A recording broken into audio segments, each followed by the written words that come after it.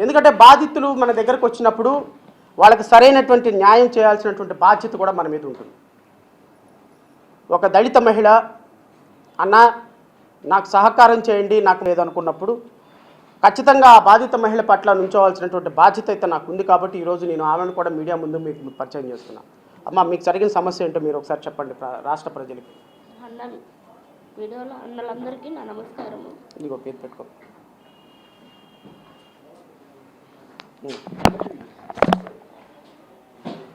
అన్న మీ అందరికీ నా నమస్కారం. నా బాధ మొత్తం తీరేదాకా మీరే అందరికీ తెలియజేయాలన్నా నేను చెప్పే బాధ. అన్న నేను చంద్రబాబు నాయుడు సార్ గారికి చెప్పాలనుకుంటున్నాను.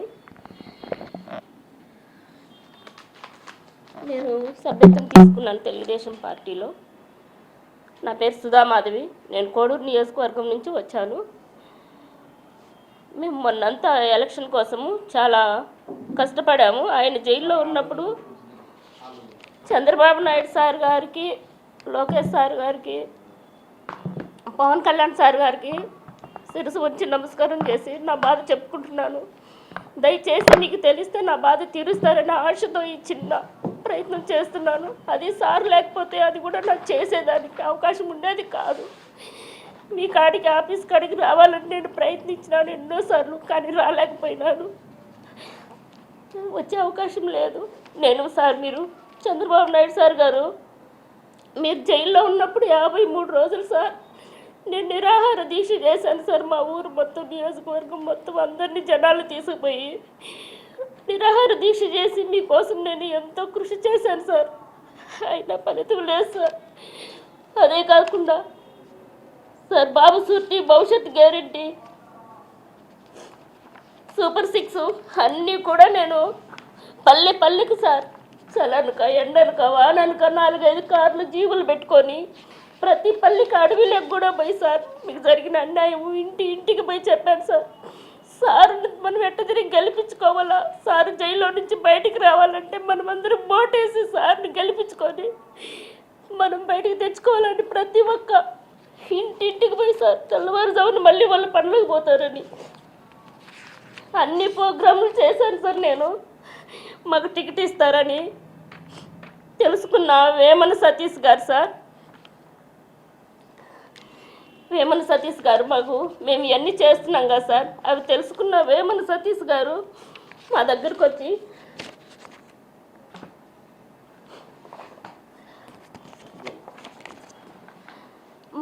వచ్చి నాకు చంద్రబాబు నాయుడు సార్ గారు తెలుసు, లోకేష్ సార్ గారు తెలుసు,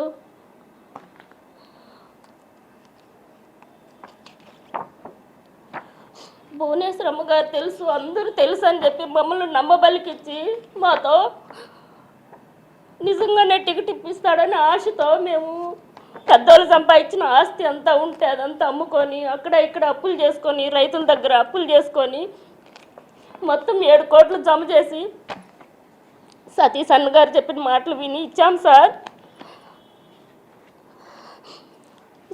మేము చేసిన కష్టము కావాలంటే సార్ కోడూరు నియోజకవర్గం మొత్తం అడిగి కనుక్కోండి సార్. సింగల్ రైడ్ సార్ని అడగండి, జగన్మోహన్ రావు సార్ గారు ఉన్నారు కదా ఇప్పుడు ఆయన కూడా అడగండి, ఇస్నా నాయుడు సార్ని అడగండి, ప్రతి ఒక్కరిని సార్ తెలుగుదేశం నాయకులు ఎవరున్నారు అందరిని అడగండి సార్. మాకు జరిగిన అన్యాయం ఇది నిజమా అబద్ధమని తెలుసుకొని మాకు న్యాయం చేయండి సార్. మేము మొత్తం డబ్బులు పోగొట్టుకున్నాము, ఇల్లు కూడా అమ్మేసుకొని నడు రోడ్లో పడి ఉన్నాము సార్. ఇప్పుడు మేము అది అడుగుదామని చెప్పి మేము తెలుగుదేశం పార్టీకి పోతుంటే సార్ మమ్మల్ని అడ్డగించి మమ్మల్ని దాని కారు మీద నెంబర్ కూడా లేదు సార్, దాంట్లో నన్ను నా భర్తను వేసుకొని తీసుకొని పోయినారు సార్ మమ్మల్ని. మళ్ళీ మా సార్ కాడికి వచ్చి మేము కేసు పెట్టి మా పిల్లలు వచ్చి సార్కి చెప్తే అప్పుడు మా సార్ ద్వారా మేము బయటకు వచ్చినాం సార్. ఈరోజు సార్ లేకపోతే మేము లేవు సార్. అందుకని నేను ఇప్పుడు సార్ని ఆశ్రయించడం ఎందుకంటే మాకు ఈ న్యాయం జరగాల. మేము చంద్రబాబు నాయుడు సార్ దగ్గరికి పోయేదానికి ఆస్కారం లేదు. మొత్తం ఎక్కడ చూసినా ఆయన మనుషులే సార్. నాకు ఆయన మేము ఇప్పుడు డబ్బులు అడుగుతుంటే సేమ్ ఇదే ఫోటోలు పెడతాడు సార్. మాకు ఇదే ఫోటోలు పెట్టి నాకు వీళ్ళందరూ తెలుసు. నాకు పోలీస్ ఆఫీసర్ కూడా మా మామ మీరు ఏదన్నా చేస్తే ఇట్లా డబ్బులు ఇవ్వాలని నన్ను ఇది చేస్తే మిమ్మల్ని చంపేస్తామని చెప్పి మమ్మల్ని బెదిరిస్తున్నారు సార్.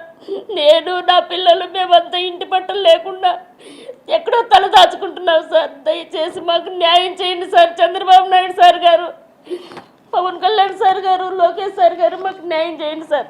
ఈ సతీష్ అనే అతన్ని సార్, ఈ సతీష్ అనే అతని దగ్గర నుంచి మా ప్రాణరక్షణ దయచేయండి సార్. మాకు మా డబ్బులు మాకు ఇప్పిండి సార్. ఇంతకన్నా నేను ఏమీ చెప్పలేని స్థితిలో ఉన్నాను సార్. దయచేసి మాకు న్యాయం చేయండి సార్. నాకు టికెట్ ఇవ్వకపోతే మా ఊరంతా వచ్చి ధర్నా చేస్తా అన్నారు సార్. కానీ తెలుగుదేశం చెడ్డ పేరు అవుతుందనే ఉద్దేశంతో అందరిని ఆపాను సార్. నేను వద్దు, మనం తెలుగుదేశాన్ని సార్ని ముఖ్యమంత్రి చేసుకోవాలని. ఈ నాకు జరిగిన ఈ అన్యాయం మా ఊర్లో కూడా తెలియదు సార్. తెలిస్తే మీ ఆఫీస్ దగ్గరికి వచ్చి ధర్నా చేసి అక్కడే నేను కూడా అక్కడే చనిపోతాను సార్. నాకు ఈ న్యాయం జరగకపోతే నాకు పరిస్థితి అదే సార్. సార్ దయచేసి నాకు న్యాయం చేయండి సార్. ఈ సతీష్ అన్న కాడి నుంచి మా ప్రాణాలు కాపాడండి. నా బిడ్డలకు రక్షణ కల్పించండి. మా డబ్బులు మాకు ఇప్పించండి సార్. ప్లీజ్ చేతులు ఎత్తి మీకు నమస్కారం చేస్తున్నా సార్. మమ్మల్ని జైల్లో పెట్టి మమ్మల్ని కర్ణాకు సార్లు పెడుతున్న ఈ సతీష్ గారిని మందలించి మా డబ్బులు మాకు ఇప్పించండి సార్. ప్లీజ్ మీ పార్టీ కోసం ఇంత చేసినా మాకు ఏం అసలు ఎంత కష్టపడ్డామో కోడూరు నియోజకవర్గం మొత్తం అడగండి సార్.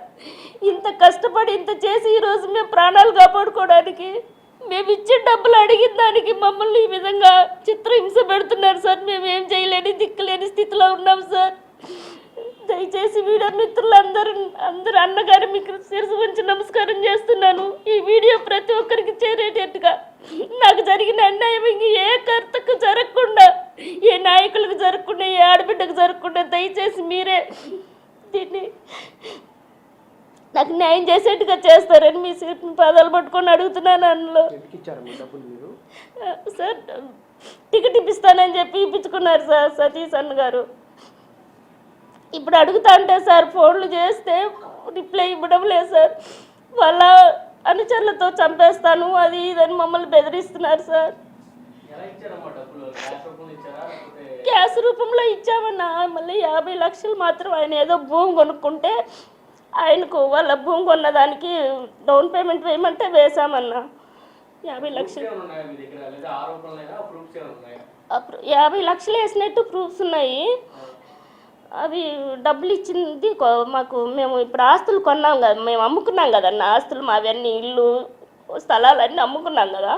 మేము అమ్ముకొని ఇచ్చిన డబ్బులు ఆ నెలలో మరో నెలలోనే అతను ఆస్తులు కొన్నాడు. మొత్తం మా ఆయనకు ఇవన్నీ ఇట్లా చేసి ఇదంతా చేసి మా ఆయనకు కూడా హెల్త్ బాగాలేదు. నా లివరు కిడ్నీ అన్ని ప్రాబ్లమ్స్ వచ్చినాయి. సిఎంసిలో ట్రీట్మెంట్ తీసుకుంటున్నారు. ఇప్పుడు మేము ఇంటికి పోతే కూడా అన్న మమ్మల్ని ఏం చేస్తాడో తెలియదు. మాకు ఏం జరిగినా ఇదంతా కూడా సతీష్ అన్నకే సంబంధం. వాస్తవంగా ఈ సమస్యకి సంబంధించి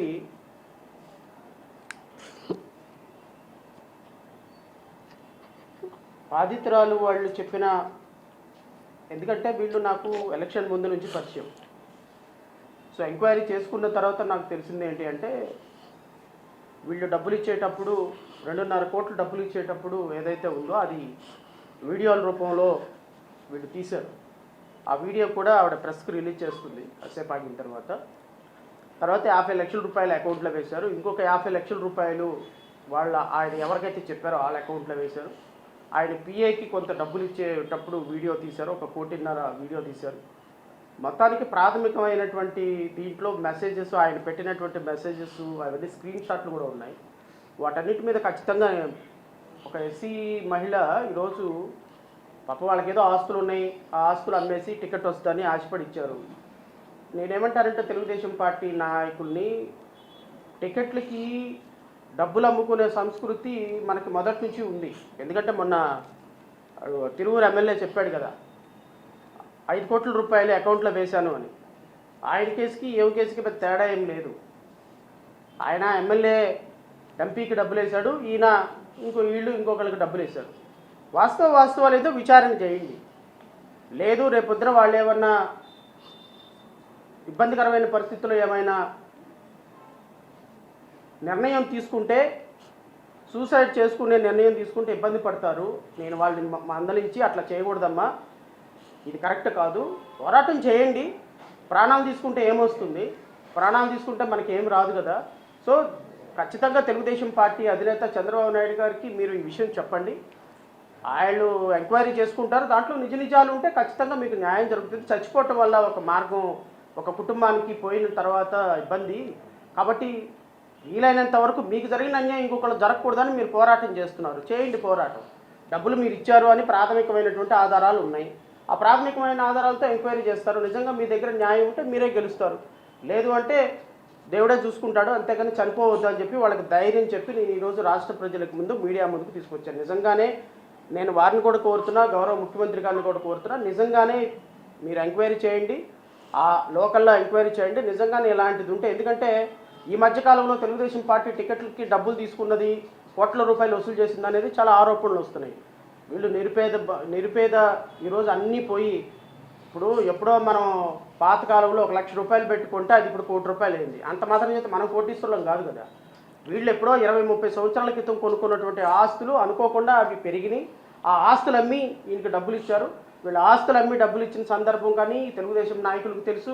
ఎందుకంటే చాలా క్లోజ్గా వీళ్ళ హస్బెండ్ తోటి వీళ్ళ ఫ్యామిలీ తోటి చాలా క్లోజ్గా మూవ్ అయ్యేటువంటి వ్యక్తి ఇతను వేమల సతీష్. ఎందుకంటే వీళ్ళతో చాలా క్లోజ్ రిలేషన్షిప్ ఉంది. సో అవన్నీ కూడా చూసిన తర్వాతే ఒక ప్రాథమికమైన నిర్ధారణకు వచ్చాను. ఖచ్చితంగా దీంట్లో న్యాయం ఉంటే మాత్రం న్యాయం చేయమని నేను వారిని కోరుతున్నా. సో ఖచ్చితంగా న్యాయం జరుగుతుందమ్మా, చూద్దాం ఏం జరుగుతుందో. దయచేసి సూసైడ్ అలాంటి చేసుకోవద్దని నేను వారిని కోరుతూ, రాష్ట్ర ప్రజలను కూడా ఈ అంశాల్లో ఈ మహిళకి మద్దతుగా నిలబడాలని, ఒక దళిత మహిళగా పాపం వాళ్ళు చాలా బాధల్లో ఉన్నారు. నెలకి 40-50 లక్షలు వడ్డీ కట్టుకునే పరిస్థితుల్లో, ఏం చేయలేని పరిస్థితుల్లో రోడ్డు మీద ఉన్నారు. కాబట్టి ప్రజలందరూ ఆవిడకి బాసటగా నిలబడాలని నేను మనస్ఫూర్తిగా కోరుకుంటూ ఈ అవకాశం ఇచ్చిన మీడియా సోదరులకి హృదయపూర్వకంగా నమస్కారం తెలియజేస్తున్నాను. జై.